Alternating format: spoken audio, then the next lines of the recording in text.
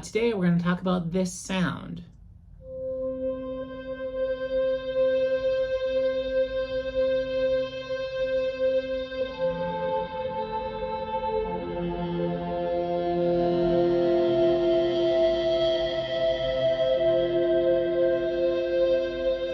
And how I made it. So let's talk about it. My little security mic stand. All right, stereo setup, 2 amps, 1 mic on each cab. First thing we're plugged into out of the guitar, which we'll get to in a moment, is this R2R vintage wah thing that's controlled via the wrong expression pedal actually for it. So it's like a reverse sweep on this one, and it doesn't do the full throw, but it works in the context of this sound. From there, it heads into this rack and it hits the Electro Harmonix POG 2 set to just a swell sound. Where does it go from there? Oh, then from there it hits an overdrive, a Cornish SS3. I mean, any overdrive would work in this scenario. And then it goes to the blue rack up there, which is the rack unit, is the Line 6 Mod Pro, and it's a panner.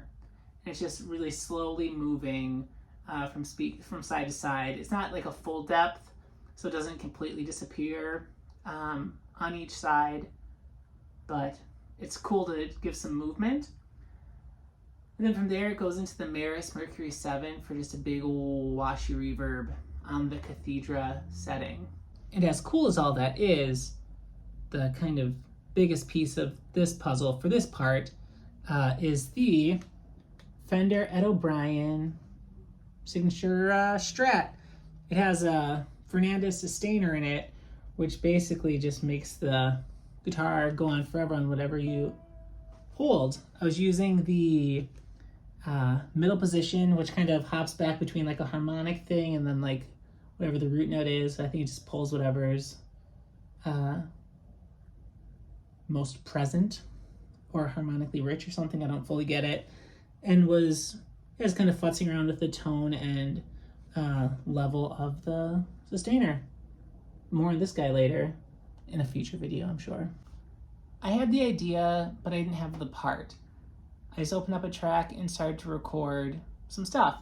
I did 1, 2, 3, 4, 5, 6 takes until I got one that I really dug, and I named that one Great, because sometimes you have to give yourself a pat on the back to keep going.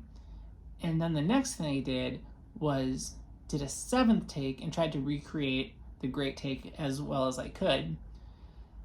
And then I took that duplicate, Great Take Part 2, I suppose you could call it, and I put that on a new track, and I opened up a delay. Oop, come on, there we go. And I turned it all wet so that there was no dry. So basically, instead of putting a delay on the Great Take, I kind of went one further, and now the delayed sound is a recreation of the Great Take. So there's some variance, the Sustainer reacts different, I might have played it slightly different, and it just kind of made a more compelling sound. That's really just gonna get buried in a mix, but hey, you just gotta try stuff and pat yourself on the back every once in a while. So that has been this sound. Kind of spooky. Bye.